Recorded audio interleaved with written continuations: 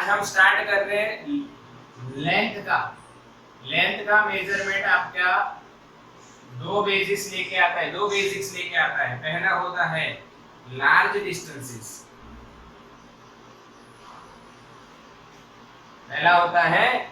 Distances, और दूसरा होता है स्मॉल डिस्टेंसेस। पार्ट 1 આજે મેથ્સનું છે ને। चलो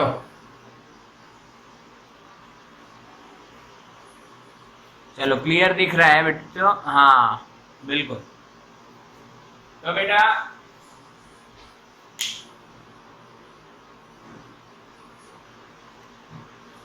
मेजरमेंट ऑफ लेंथ आज हम देखेंगे। लेंथ का मेजरमेंट कैसे किया जाता है। उस मेजरमेंट में दो है, large distances and small distances. जो स्मॉल डिस्टेंसेस हैं वो भी हम देखेंगे, जो लार्ज डिस्टेंसेस है वो भी हम देखेंगे। तो सबसे पहले हम स्टार्ट करते हैं आज लार्ज डिस्टेंसेस। क्या स्टार्ट करेंगे? Large distances. तो जो लार्ज डिस्टेंस होता है बच्चों, आप मुझे एक बात बताओ, लार्ज डिस्टेंस मेजर करने के लिए, तो डिस्टेंस मेजर करने के लिए क्या आप स्केल यूज करते हो? स्केल यूज करते हो ना। मैंने कहा इस पेन का डिस्टेंस मेजर करो, इस पेन की लेंथ मेजर करो, लेंथ। तो आप स्केल यूज कर सकते हो। क्या यूज कर सकते हो? स्केल। बट अर्थ और प्लैनेट के बीच का जो डिस्टेंस होता है, जो बहुत लंबा होता है, उसके लिए आप स्केल यूज नहीं कर सकते, डायरेक्टली यूज नहीं कर सकते हो। तो उसके लिए आपको इनडायरेक्टली जाना पड़ेगा।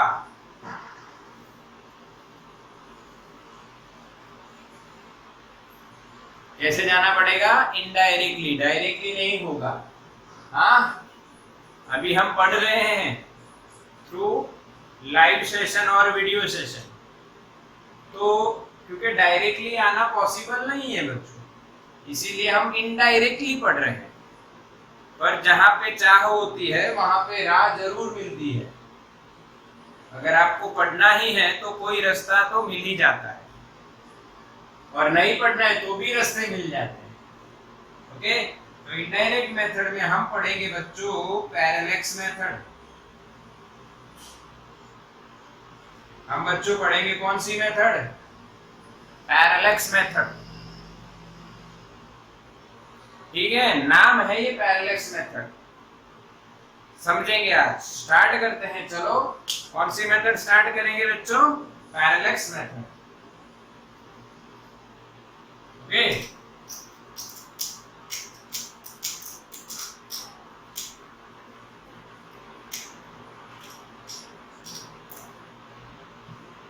तो सबसे पहले आपको समझना है पैरेलैक्स मेथड में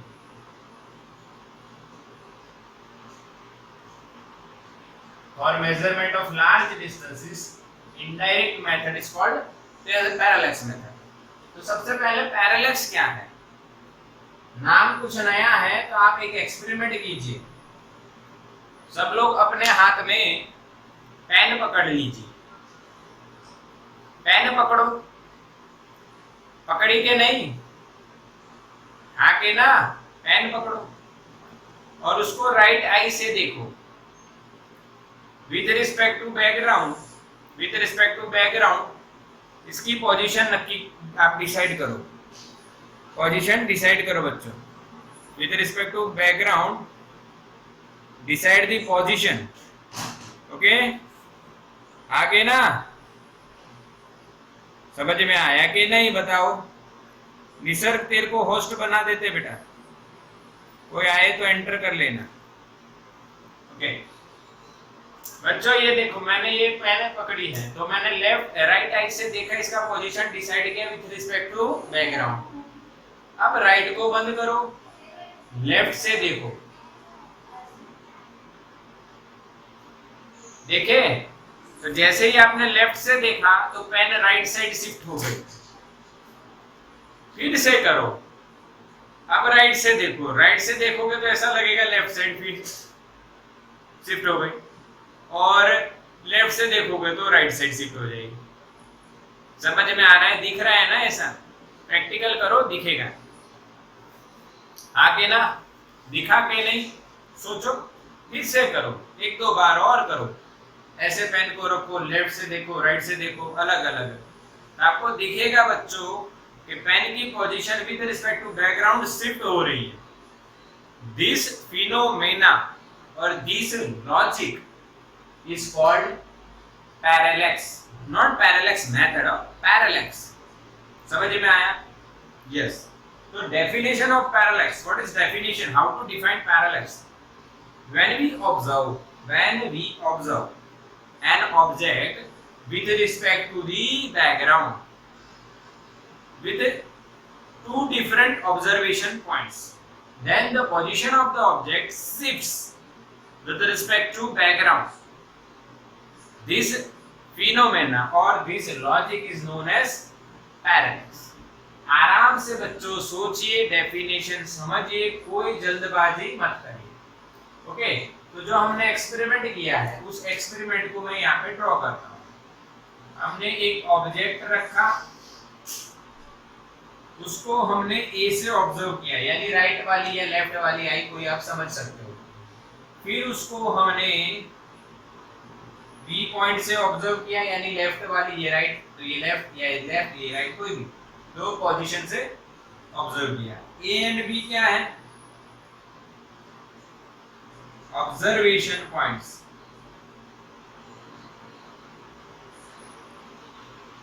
हाँ, ऑब्जर्वेशन पॉइंट्स हैं। अच्छा, तो ये ए और बी ऑब्जर्वेशन पॉइंट है, इनके बीच का जो डिस्टेंस है बच्चों, इसको बोलते हैं हम बेसिस। अब एक नया नाम आया, बेसिस। तो बेसिस क्या है बच्चों? तो what is basis? The distance between two observation points is called basis. समझ में आया? The distance between two observation points is called basis. अच्छा, तो हमने जो एक्सपेरिमेंट किया उसमें बेसिस क्या है बताओ? अभी हमने पेन रख के, यस, उसमें बेसिस है आई एंड पेंसिल।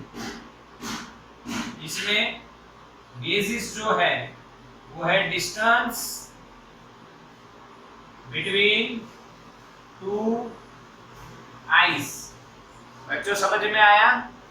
हम राइट और लेफ्ट वाली आई से जब देखते हैं, ऑब्जर्व करते हैं, तो इन दोनों के बीच का जो डिस्टेंस है इसको हम बेसिस बोलेंगे।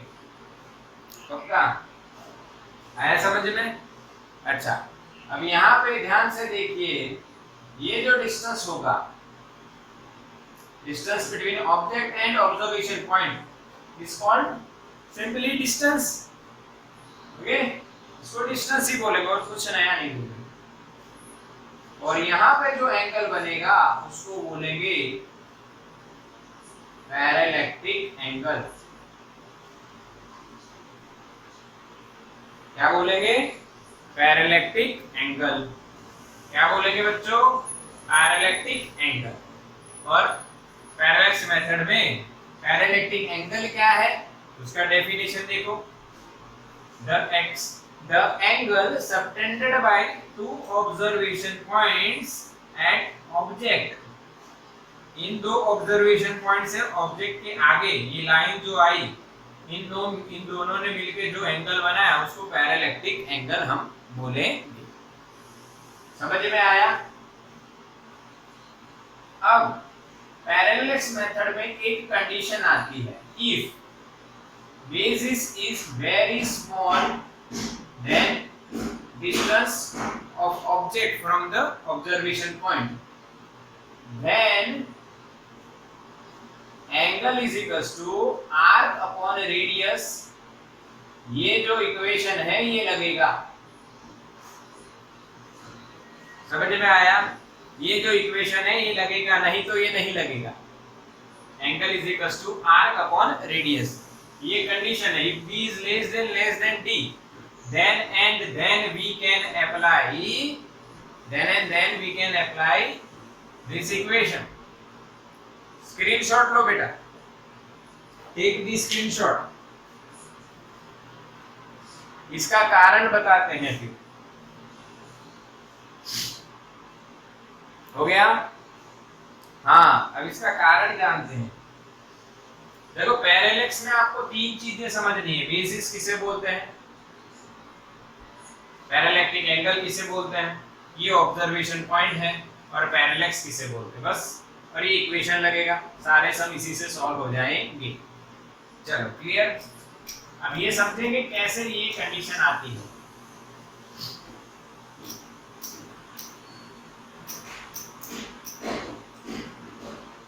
अब ये कंडीशन कैसे आती है, इफ वाली जो बात करते हैं। तो मान लीजिए ये बेसिस है हमारा B, और ये डिस्टेंस D है जो बहुत बड़ा नहीं है, तो ये ओरिजिन हो गया, सेंटर हो गया। अब ये आर्क नहीं बनेगा।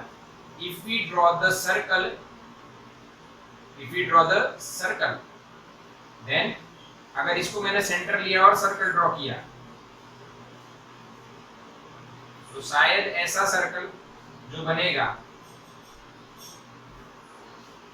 ये सर्कल बनेगा। तो ये आर्क का पार्ट नहीं है, सर्कल का पार्ट नहीं, इसलिए आर्क नहीं बनेगा, क्योंकि D और D ज्यादा डिफरेंस में नहीं है, दोनों सेम जैसे लगे। बट अगर बच्चों ध्यान से देखो, मैंने B बहुत छोटा कर दिया और D बहुत बड़ा कर दिया। देखो B बहुत छोटा कर दिया और D बहुत बड़ा कर दिया। तो अब मैं इसको सेंटर रख के सर्कल ड्रॉ करूं, तो आपको एक एहसास हो जाएगा, दिखेगा भी और एहसास भी हो जाएगा कि जो B है बेसिस, वो इस सर्कल का पार्ट बन गया। समझ में आया? तब यहाँ पे ये कंडीशन आएगी, if basis is very small then D, then we can apply theta is equal to basis upon radius। यानी ये जो D है ये रेडियस बन जाएगी सर्कल। क्लियर है? समझ में आया कि नहीं बताओ? मैसेज करो बेटा। अब आगे क्या है वो देखते हैं नेक्स्ट में।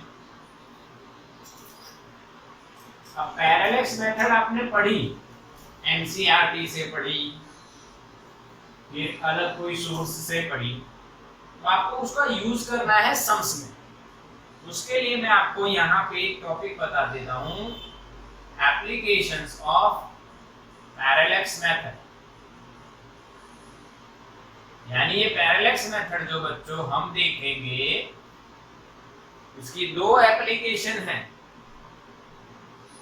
पहली जो है वो है, आप निकालोगे distance between our earth and planet.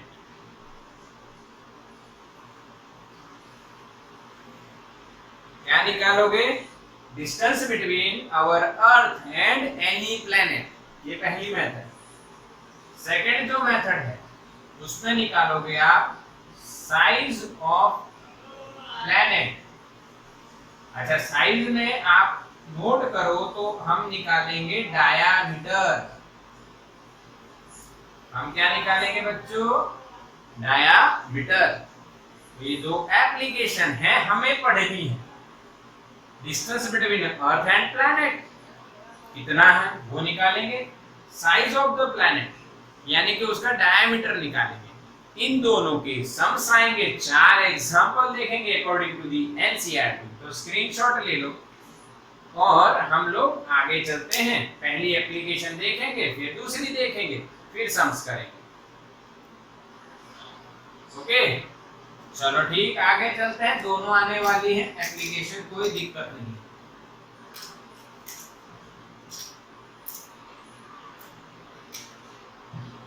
चलो अब यहाँ पे हम क्या पढ़ेंगे वो देखिए आप लोग बच्चों। हम पढ़ेंगे यहाँ पे पहली एप्लीकेशन, डिस्टेंस बिटवीन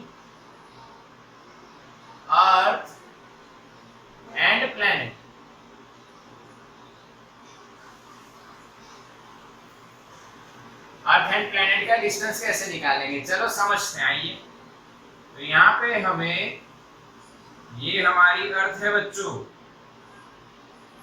ये उसके दो diametrically end points, A and B क्या है, डायमेट्रिकली एंड पॉइंट्स। और यहाँ पे है बच्चों P, यानी कि प्लेनेट, जिससे डिस्टेंस निकालना है, जो बहुत दूर है, दिख रहा नजदीक है पर है बहुत दूर। यहां से हम ऑब्जर्व करेंगे ए से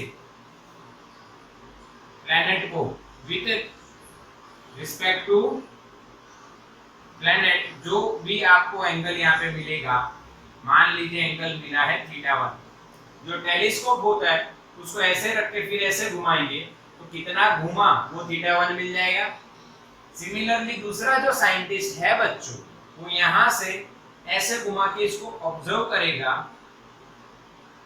तो ये θ2 मिल जाएगा उसको। साइंटिस्ट ए ने निकाला θ1, साइंटिस्ट बी ने निकाला θ2, तो यहाँ पे ट्राइंगल फॉर्म हो जाएगा। तो ये जो एंगल थीटा है, जिसको हम पैरेलैक्टिक एंगल बोलेंगे, उसकी वैल्यू होगी थीटा इज इक्वल टू 180 में से θ1 और θ2 दोनों निकाल दो।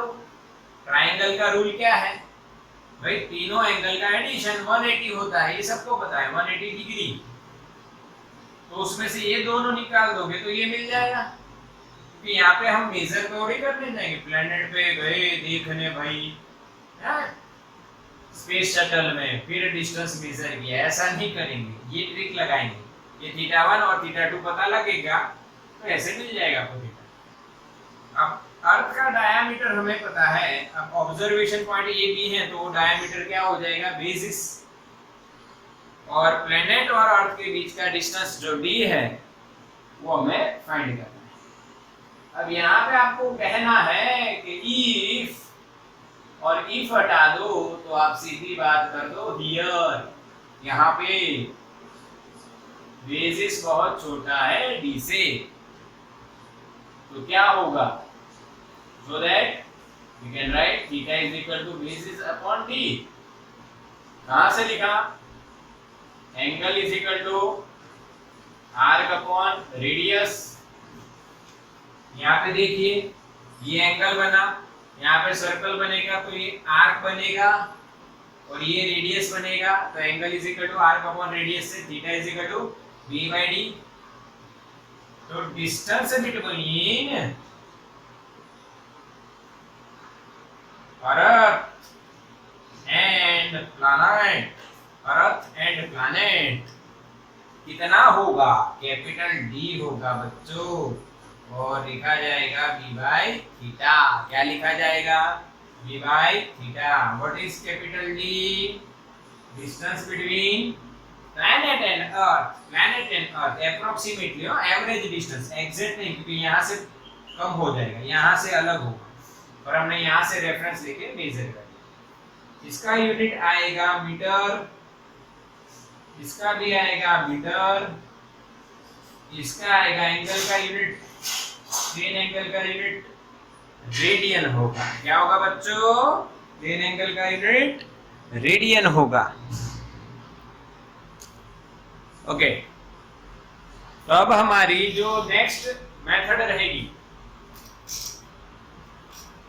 सेकंड मेथड, कि भाई आप क्या निकालोगे, सेकंड मेथड में बच्चों हम निकालेंगे डायमीटर ऑफ प्लैनेट,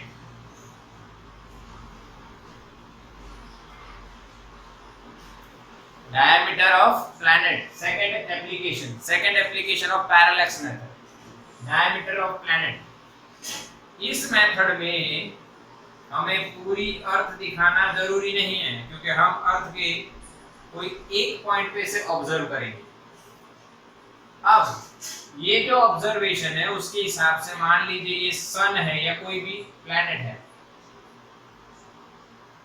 अब आप सोचोगे सर प्लैनेट बड़ा क्यों दिखाया, अब इसका डायमीटर मेजर कर रहे हैं, तो जो प्लैनेट हमें टेलीस्कोप से दिखेगा उसको जूम करोगे तो बड़ा दिखता जाएगा, और बड़ा दिखता जाएगा तो उसके जो दो पॉइंट होंगे ए और बी, जो उसके डायमेट्रिकली ऑपोजिट पॉइंट्स होंगे, जिसको हम डी लिखेंगे। क्या लिखेंगे बच्चों? डी लिखेंगे। तो टेलीस्कोप से हमने पहले ए पॉइंट ऑब्जर्व करना है, फिर बी पॉइंट ऑब्जर्व करना है। समझ में आया? टेलीस्कोप से हम क्या ऑब्जर्व करेंगे? पहले ए पॉइंट। भले ही वो इतना छोटा दिख रहा है, भले ही वो इतना छोटा दिख रहा है, पर जब आप जो दो पॉइंट ऑब्जर्व करोगे, एक ऊपर वाला एक नीचे वाला, टेलीस्कोप से ये और ये, तो यहाँ पे एक एंगल बनेगा। हाँ हाँ, यहाँ पे एक एंगल बनेगा। यहाँ पे जो एंगल बनेगा उसको हम बोलेंगे अल्फा। इसका नाम सुनिए, इसका नाम सुनिए, एंगुलर डायामीटर। क्या बोलेंगे इसको? Angular diameter. क्या बोलेंगे? Angular diameter. समझ में आया? और ये जो रहेगा यहाँ पे, वो रहेगा capital T, distance between planet and earth, जो किससे निकाला होगा हमने? फर्स्ट मेथड से, जो इससे पहले की बात है, फर्स्ट एप्लीकेशन। मेथड नहीं, एप्लीकेशन बोल दो, कोई फर्क नहीं पड़ता। फर्स्ट एप्लीकेशन से आपने डी निकाल लिया। अच्छा, ये डी पता है, अल्फा आप अर्थ पे ऑब्जर्व कर रहे हो तो टेलीस्कोप पहले ये पॉइंट ऑब्जर्व किया, फिर ये किया, पहले ये किया ये वाला, फिर दूसरा किया बी, तो आपके पास टेलीस्कोप है, आप ये एंगल निकाल लोगे तो अल्फा आपको पता चल जाएगा। डी आपने पैरेलैक्स की फर्स्ट एप्लीकेशन से निकाल लिया, तो ये भी आपको पता है, ये भी पता है। तो अब यहाँ पे देख रहे हो कि यहाँ पे आप ऐसा कह सकते हो कि जो डायमीटर होगा वो बहुत छोटा होगा। ओके, तो यहाँ पे भी एंगल लगेगा theta is equal to arc, और यहाँ पे थीटा नहीं है, उसकी जगह एंगल की जगह अल्फा है, और आर्क क्या बनेगा? डी। यही आर्क बनेगा डी, और कैपिटल डी रेडियस बन जाएगा। कैपिटल डी क्या बन जाएगा? रेडियस बन जाएगा। आपको जो निकालना है डायामीटर ऑफ प्लैनेट, जो आप निकालोगे वो आ जाएगा d is equal to alpha into capital D. समझ में आया? स्मॉल डी फाइंड करना है तो ये d इधर आ गया, तो अल्फा इंटू डी हो जाएगा। समझ में आया? क्लियर है ना? फिर से एक बार देखो, सेम प्रोसीजर है, उसके जैसी ही यहाँ पे एंगल अल्फा बनेगा, जिसको हम एंगुलर डायमीटर बोलेंगे। हाँ, एंगुलर डायमीटर बोलेंगे। समझ में आ गया? चलो, अब हम क्या करेंगे? अब हम करेंगे sums according to the NCERT चलेंगे, साथ में नीट जी भी आता जाएगा, वो भी करते जाएंगे। तो एनसीईआरटी में हमारे पास 4 सम्स हैं बच्चों। तो पहला जो सम है वो एकदम सिंपल है, एंगल फाइंड करने हैं, थीटा लेना है आपको, रेडियन, डिग्री सब दिया होगा कुछ ना कुछ, देखते हैं। चलो ओके, तो जो पहला सम है बच्चों वो निकाल लीजिए, अगर टेक्स्ट बुक है तो देख लेना उसमें। मैं रीड कर रहा हूँ, example number 2.1, calculate the angle 1 degree 1 minute 1 second in radiance, यानी ऐसा क्वेश्चन है। यानी जो हमारा एग्जांपल नंबर 1 है बच्चों, वो क्या है? ये हमें 1 डिग्री निकालना है, 1 मिनट निकालना है और 1 सेकंड निकालना है रेडियन में। इसमें जाना है, रेडियन में जाना है। तो मैंने कहा मेरी वीडियो देख लेना, उसमें आपको पता लग जाएगा कि इनका ये लॉजिक है क्या, क्या डिग्री मिनट सेकंड ये सब है क्या। तो बच्चा जो एंगल होता है उसके 4 यूनिट हमें याद होने चाहिए, 4 यूनिट्स। कौन सा angle? Plane angle. Plane angle के 4 यूनिट्स होते हैं। पहला होता है बच्चों जो रेडियन हम बोलते हैं, जिसका सिंबल हम RAD लिखते हैं। दूसरा बच्चों डिग्री होता है, उसको हम ऐसे लिखते हैं। तीसरा होता है बच्चों मिनट। ये कैसे बनाए, क्यों बनाए, ये भी मैंने एक्सप्लेन किया है, तो आप जाके वीडियो देख लेना पहले। आज सेकंड डबल डैश आ गया बच्चों, आगे ना। चलो ठीक है बच्चों, समझ में आ रहा है। अब इनके कन्वर्जन कैसे करने हैं, तो हमें गेम टाइप खेलना है बच्चों। एक गेम टाइप खेलना है। 4 यूनिट है, 4 सर्कल बना दिए। फाइनल सर्कल हमारा टारगेट है रेडियन। यहाँ पे मैं डिग्री लिखता हूँ, ये मिनट है और ये सेकंड है, यानी ये सिंबल है। कई बच्चे सोच रहे होंगे अगर वीडियो नहीं देखा होगा तो, कि ये क्या कर रहे हैं। तो ये डिग्री का सिंबल आपने 10th में 8, 9, 10th में देखा होगा। ये बच्चा मिनट का सिंबल है और ये बच्चों सेकंड का सिंबल है। 2 लाइन करो सेकंड, इन्वर्टेड कोमा वोमा मत समझना, ये फिजिक्स में इस तरह से हम सिंबल याद है। अब आप सीधा सिंपल देखिए, मिनट में से सेकंड में जाना हो तो मल्टीप्लाई बाय 60, रिटर्न पे आना हो तो डिवाइड बाय 60 होता है। ये रिलेशन याद रखना है। और पता ही है जो अपनी वॉच होती है ना, उसके हिसाब से भी ये सेम है। डिग्री को आप आवर मान लीजिए, आवर में से मिनट में मल्टीप्लाई बाय 60, रिटर्न में डिवाइड बाय 60। ठीक है। अगर आप इधर डायरेक्ट जाना चाहते हो डिग्री से सेकंड, तो पहले 60 और फिर 60, यानी मल्टीप्लाई बाय 360 करो। और रिटर्न आना चाहते हो तो डिवाइड कर दो। आप यहाँ पे एक चीज ऑब्जर्व करोगे तो बिग में से स्मॉल में मल्टीप्लाई होता है, स्मॉल से बिग में डिवाइड होता है। अब रेडियन बड़ा है बच्चों, रेडियन बड़ा है, पर अगर आपको डिग्री में से रेडियन में जाना है तो मल्टीप्लाई करना है पाई बाई 180, और रिटर्न आना है तो डिवाइड करना है। पर मैं मल्टीप्लाई करूं तो मुझे उल्टा लिखना है। समझो यहाँ पे समझो। अगर आप उल्टा आ रहे हो तो डिवाइड करो, पर डिवाइड रेशियो से कर रहे हो तो उसको अगर आप मल्टीप्लाई करते हो तो उल्टा कर दो। फॉर एग्जाम्पल x अपॉन 1/2, यानी x को हमने 1/2 से डिवाइड किया। इसका मतलब क्या, x को 2 से मल्टीप्लाई किया। अगर रेशियो से डिवाइड कर रहे हो तो रेशियो ये जो रेशियोनल नंबर होता है उससे अगर आप डिवाइड करते हो 1/2 से डिवाइड कर रहे हो, यानी न्यूमरेटर के ऊपर, न्यूमरेटर के पास चला जाएगा ये डिनोमिनेटर का डिनोमिनेटर मल्टीप्लाई, यानी यहाँ पे डिवीजन है, यहाँ पे मल्टीप्लाई। पाई बाई 180 से डिवाइड करना है यहाँ पे, पर मैंने मल्टीप्लाई लिखा तो उल्टा कर दो, बस खत्म। आया समझ में? बिल्कुल क्लियर कर दो। बस यही आपको यहाँ पे यूज करना है। आइए समझते हैं बच्चों, किस तरह से 1 डिग्री से आपको रेडियन में जाना है तो 1 को मल्टीप्लाई करिए पाई बाई 180 से, आपको आंसर मिलेगा रेडियन में। ओके, 1.7 समथिंग आ रहा है इंटू 10⁻²। देखते हैं 1.745 सॉल्व करोगे वैल्यू मिलेगी। पाई की वैल्यू कितनी रखोगे? 3.14। चलो 1 मिनट से रेडियन जाना है तो समझो मेरी बात। पहले यहाँ पे आप हो, ये मिनट है, आपको रेडियन जाना है तो आपको पहले कहाँ पहुंचना पड़ेगा? डिग्री।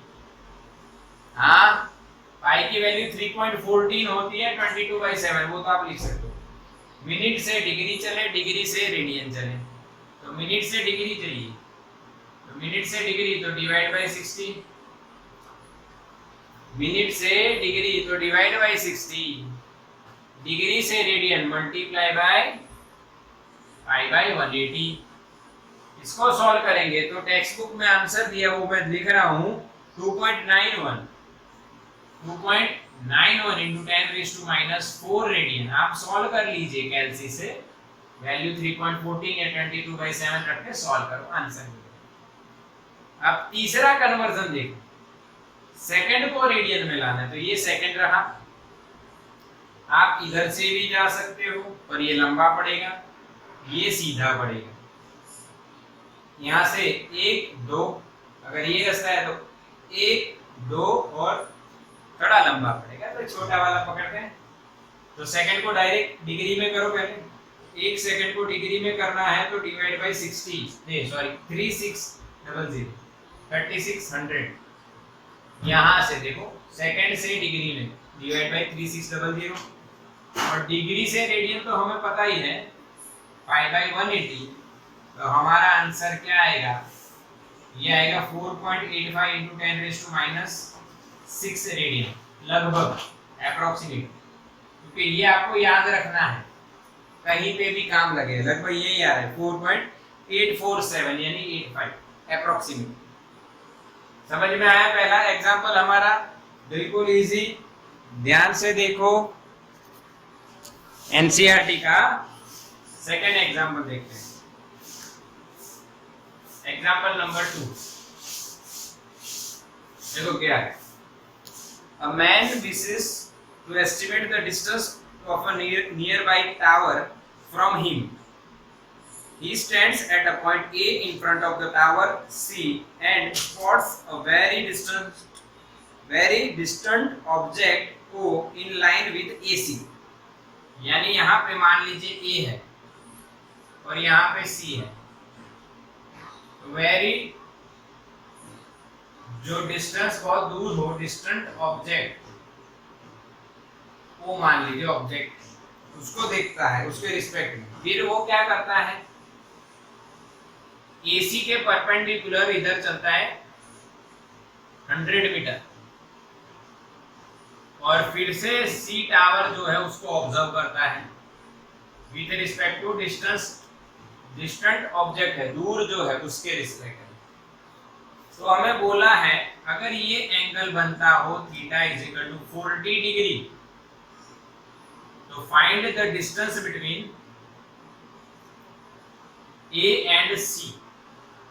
समझ में आया? सिंपल क्वेश्चन लंबा है, सॉल्यूशन एकदम इजी है। ठीक, चलो बढ़िया। तो अब हम क्या करेंगे, तो यहाँ पे ट्राइंगल दिख रहा है, ये थीटा है, ये 90 है, तो ये हाइपो हो गया, ये ऑपोजिट हो गया, ये एडजेसेंट हो गया। अब आपको क्या क्या पता है, क्योंकि ट्रिग्नो में बहुत सारे फंक्शन होते हैं, साइन कॉस टेन कॉट, बहुत सारे फंक्शन होते हैं, कौन सा लगेगा ये कैसे निकालेंगे। तो आपको ऑपोजिट पता है एंगल की और एडजेसेंट फाइंड करना है, तो ऑपोजिट और एडजेसेंट हो ऐसा बताओ कौन सा फंक्शन होता है। तो बच्चों वो होता है tan। कौन सा होता है बच्चों, tan। तो tan थीटा क्या लिखोगे बच्चों, ऑपोजिट अपॉन एडजेसेंट, और आपको एडजेसेंट निकालना है यानी AC यानी ऑपोजिट हुआ AB, एडजेसेंट हुआ AC, एंगल का एडजेसेंट और एंगल का ऑपोजिट। AC क्या होगा, AB upon tan theta. Value put करो, AB आपका 100 मीटर है, tan 40। अच्छा tan 40 बच्चों आपको निकालना नहीं आता है या कुछ बच्चों को आता हो, इसके लिए आपको नेचुरल टेंजेंट निकालना सीखना रहेगा, वो मैं ही सिखाऊंगा। वैल्यू होगी 0.8391 अप्रोक्सीमेटली। अगर इसको सॉल्व किया तो आंसर आएगा 119 मीटर। इसका एक वीडियो बनाऊंगा मैं आपको, कैसे ये सारी वैल्यू आपको निकालनी है यूजिंग लॉग टेबल। देखा होगा ना, लॉग टेबल सुना होगा, ठीक है। तो ये सेकंड एग्जांपल हो गया बच्चों, स्क्रीनशॉट ले लीजिए आप इसका।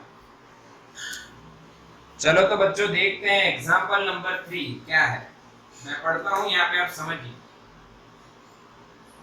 पैरेलैक्स मेथड जो है उसका यूज करना रहेगा 2.3 एग्जांपल एनसीईआरटी का। The moon is observed from two diametrically opposite points A and B on the अर्थ।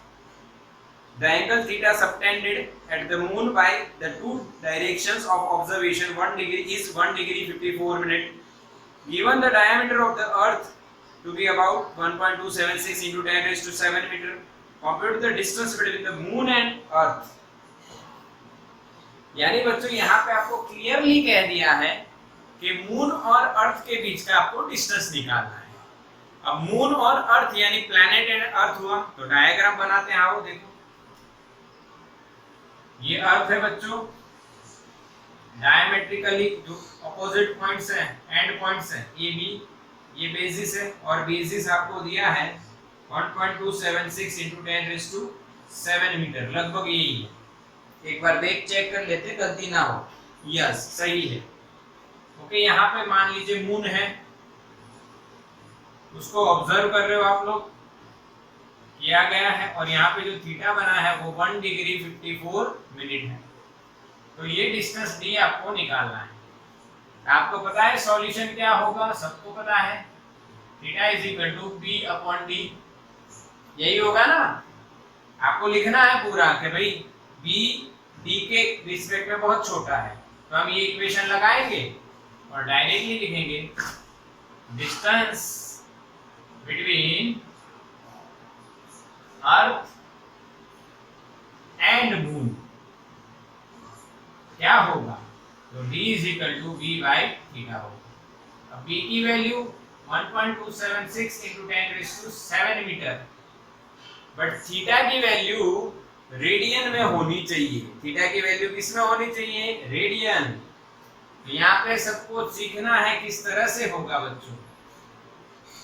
देखो, theta is equal to 1 degree 54 minute है, यानी अगर हम ऐसा माने कि 1 आवर और 54 मिनट है, तो इसको कितने आवर बोले जाएंगे। यानी इसका मतलब आप समझना, इसको आपको रेडियन में ले जाना है। तो 1 डिग्री है, तो पहले आपको वो 4 जो सर्कल वाली बात याद आएगी, उसमें आपको डिग्री से रेडियन में जाना है, तो आप सीधा सीधा जा सकते हैं। पर पहले इसको पूरे को आपको डिग्री में करना चाहिए, फिर एक में इसका काम हो जाएगा। तो यहाँ पे लिखूंगा प्लस, क्योंकि 1 डिग्री के ऊपर कितनी मिनट है, 54, तो 1 डिग्री प्लस 54 मिनट, 54 अपॉन 60 बच्चों इंटू करो pi by 180, this is our radian.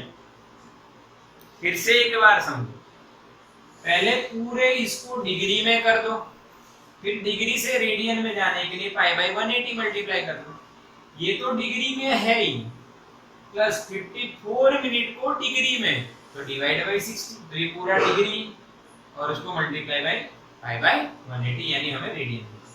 अब इसको एलसीएम से सॉल्व करो, ये 60 इधर आया, 60 plus 54 114 upon 60 into pi by 180 radian. बच्चों इसको आप सॉल्व भी कर सकते हो, ना करो तो भी चलेगा, क्योंकि यहाँ करना पड़ेगा फिर। ओके, फिर से एक बार समझ लो जल्दी जल्दी से इसको, कि भाई ये जो पूरा क्वेश्चन है किस तरह से बना वो समझा।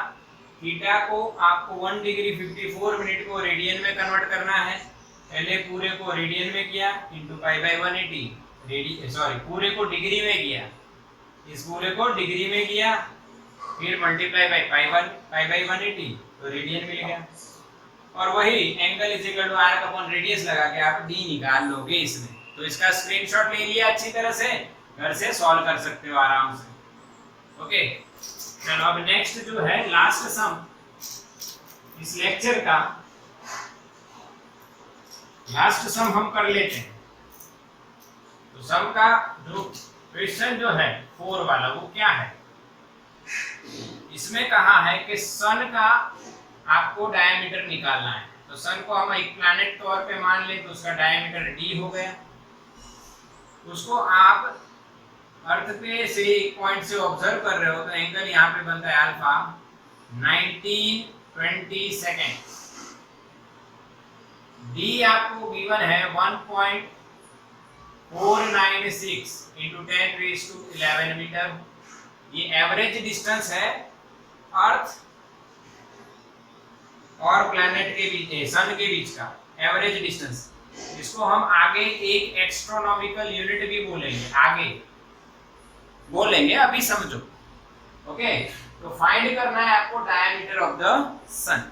बस कुछ भी नहीं करना है, वही इक्वेशन सॉल्यूशन में आप क्या लगाओगे, वही इक्वेशन लगाओगे।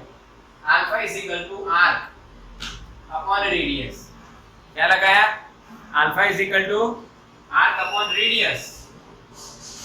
तो बच्चों जो डी है वो क्या होगा? Alpha into D. पर बच्चों अल्फा आपको लिखना है, बच्चों अल्फा आपको लिखना है। चलो ठीक है बच्चों, आगे चलते हैं। अल्फा की जो वैल्यू अगेन यहाँ पे सेकंड में है, तो आप दो तरीके यूज कर सकते हो। एक अल्फा को आप 90-20 सेकंड को पहले डिग्री में ले जाइए, फिर मल्टीप्लाई बाय पाई 180 करिए, तो आपको रेडियन में आंसर मिलेगा। सेकंड से डिग्री में जाने के लिए डिवाइड करना है, इंटू पाई बाय 180 यानी रेडियन आना है। दूसरी मेथड क्या है? 1920 इंटू 4.85 इंटू 10⁻⁻6, ये भी आपको पता है। ये भी डायरेक्टली आप इन दोनों में से कोई भी मेथड अप्लाई करो। ये मैंने आपको बोला था, याद रखना हो तो सेकंड से रेडियन में कैसे जाते हैं वो याद रख लो, तो आपका आंसर इस तरह से आ जाएगा। ठीक है, इन दोनों में से कोई भी मेथड आप लगाइए। 1920 को 3600 से डिवाइड किया, मल्टीप्लाई बाय पाई 180 किया, तो आपको रेडियन मिल गया। कैपिटल P दिया है 1.496 इंटू 10⁻11, उसको आप सॉल्व कीजिए तो लगभग 1.39 इंटू 10⁻9 मीटर आपका आंसर आएगा। कैलसी से सॉल्व करो, आंसर मिलेगा। देख के आराम से इसको सॉल्व करो और ये आपको आंसर मिल जाएगा। चलो तो आज का सेशन यही एंड करते हैं। ओके, समझ में आया ना? बिल्कुल क्लियर है। स्क्रीनशॉट ले लो इसका।